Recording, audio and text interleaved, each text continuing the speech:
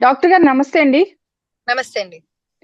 మీరు interventional cardiologist గా ఉన్నారు. ఎన్నో కేసులు చూసుంటారు. ఎంతో మంది ప్రాణాలకు పోసుంటారు. అయితే డాక్టర్ గారు చూస్తున్నాం ఏంటంటే రాజేంద్ర ప్రసాద్ గారి డాటర్ 38 ఇయర్స్ చాలా చిన్న వయసులోనే కార్డియాక్ అరెస్ట్ తో చనిపోవడం జరిగింది.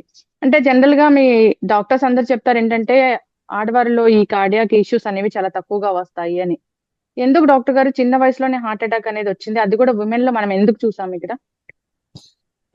ముఖ్యంగా ఏంటంటే చిన్న వయసులో రావడం అనేదే తక్కువ, ఫీమేల్స్ లో especially perimenopausal and menopausal age group. అంటే మన ఇండియన్స్ కి జనరల్ గా ఈ మధ్యన 45 years కి, మోస్ట్లీ 45 years కి మెనోపాజ్ దాటాక హార్ట్ అటాక్ వచ్చే ఛాన్సెస్ ఎక్కువ ఉంటాయి. ఎందుకంటే హార్మోన్ లెవెల్స్ తగ్గాక మన బ్లడ్ క్లాటింగ్ టెండెన్సీ పెరుగుతుంది. అది ఒకటి. రెండో విషయం ఏంటంటే ఫీమేల్ పేషెంట్స్ లో బిలో 40 years లో హార్ట్ అటాక్ వచ్చింది అంటే వేరే వేరే రిస్క్ ఫ్యాక్టర్స్ ఉంటుంటాయి. ముఖ్యంగా diabetic patients even young 35 years కి కూడా వస్తాయి. And especially females, obese females, very important risk factor ఏంటంటే ఒబేసిటీ, అంటే లావుగా ఉండడం. ఇవన్నీ మాడిఫైబుల్ రిస్క్ ఫ్యాక్టర్స్, అంటే మన కంట్రోల్లో ఉన్నాయి, ఇవి మనం మార్చగలుగుతాం. So overweight and obese and లావుగా ఉన్న పేషెంట్స్ కి ఏజ్ తో అంత సంబంధం ఉండదు. చిన్న వయసులో కూడా హార్ట్ అటాక్స్ రావచ్చు. డాక్టర్ గారు, కార్డియాక్ అరెస్ట్ అంటే హార్ట్ అటాక్ వచ్చిన తర్వాతే కార్డియాక్ అరెస్ట్ అవుతుంది కదండి? అవునండి, కార్డియాక్ అరెస్ట్ అంటే దానికి వేరే వేరే కారణాలు ఉంటాయి. అందులో హార్ట్ అటాక్ ఒక కారణం. హార్ట్ అటాక్ అంటే రక్తనాళాల్లో బ్లాక్స్ రావడం, బ్లడ్ క్లాట్ అవ్వడం, కానీ అథెరోస్క్లెరోసిస్ అంటారు కదా, బ్లాక్ రావడం, దాన్ని హార్ట్ అటాక్ అంటారు. దానికి అల్టిమేట్ గా అయ్యేది కార్డియాక్ అరెస్ట్. మస్ ప్రాబ్లమ్ వల్ల, హార్ట్ రేట్ ఇర్రెగ్యులారిటీస్ వల్ల, అండ్ అంటే పొటాషియం ఇర్రెగ్యులారిటీస్ వల్ల కూడా బాడీలో, అవన్నీ కారణాలు అనమాట కార్డియాక్ అరెస్ట్ అవడానికి. కార్డియాక్ అరెస్ట్ అంటే heart functioning he's stopped temporary or permanently if not treated. So heart attack అంటే రక్తనాళాల బ్లాక్ వల్ల అవ్వడం. ఓకే, కార్డియాక్ అరెస్ట్ అయితే ఇంకా డెత్తేనా డాక్టర్ గారు? అయితే అంటే ఒకవేళ టైం కి ఇంటర్వెన్షన్ చేయగలిగినప్పుడు, ఆర్ సిపిఆర్ అంటారు కదా, cardio pulmonary resuscitation, timely CPR చేయగలిగిన, టైమ్లీ అవసరం పడుతుంది. ఒకవేళ హార్ట్ రేట్ ఎక్కువ ఉందంటే, అంటే గుండె వేగం పెరిగిందంటే షాక్ ఇవ్వడం, అంటే వేరే కారణాలకి మనం టైం కి ఇంటర్వెన్షన్ చేయగలిగితే అప్పుడు కార్డియాక్ అరెస్ట్ నుంచి బయటపడచ్చు పేషెంట్. కానీ మళ్ళీ అటాక్ వచ్చే ఛాన్సెస్ కూడా ఉంటాయి. ఎస్, అయితే డాక్టర్ గారు, హార్ట్ అటాక్ వచ్చే ముందు కొన్ని లక్షణాలు కనిపిస్తాయి అంటారు. అట్లాంటి లక్షణాలు అంటే ఏంటి? అసలు హార్ట్ అటాక్ ని ఎలా గుర్తించాలి మనం? ఇక్కడైతే గుర్తించలేకపోయామే అనుకోవచ్చా? మేబీ వాళ్ళు లేట్ గా వెళ్ళుండొచ్చు. ఇంకొకటి ఏంటంటే యంగర్ ఏజ్ లో వాళ్ళకి ఫస్ట్ డౌట్ రాదనమాట, ఇది గుండె నొప్పి అని. గ్యాస్ట్రైటిస్ అనుకొని ఇగ్నోర్ చేస్తారు చాలా మంది. ఎస్పెషల్లీ కోమార్బిడిటీస్, అంటే డయాబెటీస్ లేదు, హైపర్ టెన్షన్ లేదు, స్మోకింగ్ లేదు, అంటే వాళ్ళు లో థ్రెషోల్డ్ ఉంటుంది ఇలా కార్డియాక్ పెయిన్, గుండె నొప్పి అనుకోవడానికి. కానీ జెనెటిక్ కాజెస్ కూడా ఉంటాయి. 30% జెనెటిక్స్ కాంట్రిబ్యూట్ చేస్తుంది. సో ఆ టిపికల్ పెయిన్ ఏదంటే గుండెలో బరువు అనే పదం చాలా ముఖ్యం అనమాట. That is typical cardiac pain. లేదా గుండెలో పిండేస్తున్నట్టు అనిపించడం, అవన్నీ గుండె నొప్పివి.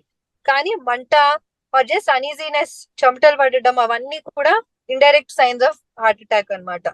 సో చాలా మందికి అదే, వాళ్ళకి రాత్రి లేస్తారు. వన్ ఇంపార్టెంట్ థింగ్ ఏంటంటే ఎర్లీ మార్నింగ్స్ లో అవుతాయి హార్ట్ అటాక్స్ ఎక్కువ, బిట్వీన్ 3 to 4 AM. ఎందుకంటే అప్పుడు మన బాడీలో సింపథెటిక్ సిస్టమ్ ఒకటి ఉంటది, అది హైయెస్ట్ పీక్ లో ఉంటది యాక్టివిటీ. అప్పుడే హార్ట్ రేట్, బ్లడ్ ప్రెషర్ అన్ని ఎక్కువ ఉంటాయి, అప్పుడే అటాక్స్ వస్తాయి. సో ఆ టైంలో ఏదో అనీజీనెస్ గా, గ్యాస్ట్రిక్ డిస్కంఫర్ట్ అనుకొని లేచారు అనుకోండి, better to get consultation earlier. And నడిచినప్పుడు చెమటలు ఎక్కువ రావడము, బరువు ఎక్కువ అనిపించడం, కూర్చోడానికి అంటే కూర్చున్నప్పుడు తగ్గడం అనేవి అన్ని కార్డియాక్ సిమ్టమ్స్ అన్నమాట, హార్ట్ అటాక్ సిమ్టమ్స్. అయితే డాక్టర్ గారు, హాస్పిటల్ కి తీసుకెళ్ళినా కానీ చనిపోవడం అనేది మనం ఎప్పుడు చూస్తామండి ఈ హార్ట్ ఇష్యూస్ లో? అంటే చాలా మ్యాసివ్ అటాక్ వచ్చింది అనుకోండి, వాళ్ళు హాస్పిటల్ కి చేరినా, ఇంటర్వెన్షన్ చేసినా, ఒకవేళ స్టెంట్ టైం కి వేసినా, చాలా పెద్ద హార్ట్ అటాక్ అయింది అనుకోండి, కండరం అప్పటికే డ్యామేజ్ అవుతుంది. కార్డియాలజీలో ముఖ్యమైన ఇదే మోటో ఏంటంటే టైమ్ ఇస్ మసిల్. అంటే మనం ఎంత డిలే చేస్తే అంత కండరం డ్యామేజ్ అవుతూ వెళ్తుంది. ఎందుకంటే రక్తం సరిగా అందకుండా మెల్లిమెల్లిగా కండరం డ్యామేజ్ అవుతూ ఉంటది. సో మనం ఎంత లేట్ చేస్తే, మేము చూస్తుంటాం 24 hours తర్వాత కూడా వస్తారు. అంటే వాళ్ళకి తెలియక, ఇది గుండె నొప్పి అని తెలియక లేట్ గా వస్తారు. 12 hours 24 hours తర్వాత, అప్పటికి ఆల్రెడీ డ్యామేజ్ అవుతుంది. మేము స్టెంట్ వేసినా సమ్ కొందరికి ఏమవుతుందంటే ఆ స్కార్ ఏదైతే ఉంటుందో కండరంలో దానివల్ల హార్ట్ రేట్ పెరుగుతుంది. వీటీ అంటారు. వీటీ వచ్చిందంటే difficult to save them. Yes, ఖచ్చితంగా డాక్టర్ గారు.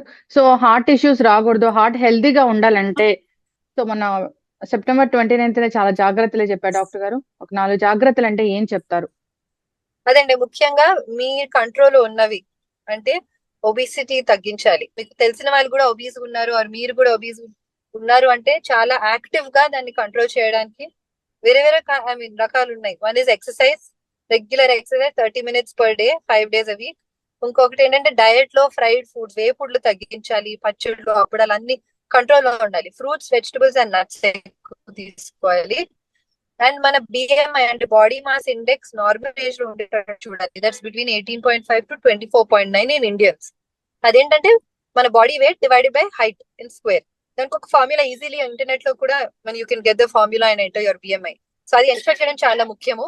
ఇంకొకటి ఏంటంటే స్లీప్, అడిక్వేట్ స్లీప్. ఈ జనరేషన్ లో especially stress and lack of sleep are very important risk factors. So get at least 6 to 8 hours of sound sleep and try to avoid getting very anxious and stress. ఒకవేళ work లో pressures ఉన్నాయి అనుకుంటే make sure you have time for your self. Anything మీకు stress relieve అయితే music అవ్వచ్చు, movie అవ్వచ్చు, walking అవ్వచ్చు, anything, but take out some time for stress relief. And very important is smoking. మేము చాలా మంది నిన్న రాత్రి కూడా 39 సంవత్సరాల మేల్ పేషెంట్ వచ్చారు, హార్ట్ అటాక్ తో స్టెంట్ వేసాము, and is okay now. But smokers, they are mostly smokers. So and smoking అదే మళ్ళీ మోడిఫైబుల్ రిస్క్ ఫ్యాక్టర్స్, మన కంట్రోల్లో ఉన్నాయి ఇవి. ఎన్ని సిగరెట్స్ తాగొచ్చు అని అడుగుతారు. సిగరెట్ రెగ్యులర్ తాగడం, answer is 0. There is no permissible limit of smoking. And 2 ఏళ్ళ తర్వాత అంటే స్మోకింగ్ మానేసిన 2 ఏళ్ళ తర్వాత రిస్క్ ఎంత తగ్గుతుంది అంటే ఎప్పుడు సిగరెట్ ముట్టుకునే వాళ్ళకి అంతా same risk comes down so much. Stop smoking. And BP, sugar, cholesterol ఉన్న పేషెంట్స్ రెగ్యులర్ చెకప్స్ లో ఉండి, రెగ్యులర్ గా డాక్టర్ తో టచ్ లో ఉండి అవన్నీ కంట్రోల్ లో పెట్టుకుంటే heart is going to be fine.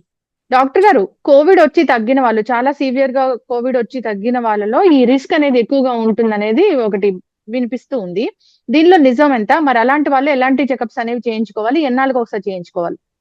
అది కోవిడ్ వచ్చాక అప్ టు 1 to 2 years వరకు మేము చూసాము బ్లడ్ క్లాటింగ్ టెండెన్సీ ఎక్కువ ఉందని. సో వీలో అదే same thing, same applies to them also. ECG 2A treadmill test is very important test అనమాట. అంటే ట్రెడ్మిల్ మీద నడిచినప్పుడు హార్ట్ రేట్, బ్లడ్ ప్రెషర్ పెరుగుతాయి. సో ఆ టైంలో ఏమైనా ఈసీజీలో మార్పు వస్తుందా, బ్లడ్ ప్రెషర్ సిమ్టమ్స్ లో ఏమైనా మార్పు వస్తుందా అనేది తెలుసుకోవచ్చు. And apart from that cholesterol, sugars, blood pressure మళ్ళీ అవే అంటున్నాము, but they are the most important things to be check for heart health. So once in 2 to 3 years, 2 years is good enough. Yes, ఖచ్చితంగా doctor గారు చాలా చక్కగా చెప్పారండి. కొంచెం discomfort feel అవుతున్నా ఖచ్చితంగా డాక్టర్ దగ్గరికి వెళ్ళాలని కోరుకుందాం డాక్టర్ గారు. సో అక్కడికి వెళ్తే అది గ్యాస్ నొప్పి, హార్ట్ పెయిన్ అనేది వాళ్ళు నిర్ధారణ చేస్తారు. సో ఇలాంటివి జరగకుండా ఉంటాయి. ఖచ్చితంగా టెస్ట్లు అనేవి చేయించుకోవాలి. సో రిస్క్ ఫ్యాక్టర్స్ అనేవి లేకుండా చూసుకునే విధంగా మన లైఫ్ స్టైల్ అనేది డిజైన్ చేసుకోవాలని కోరుకుందాం డాక్టర్ గారు. ధన్యవాదాలండి. Thank you so much. Please take care.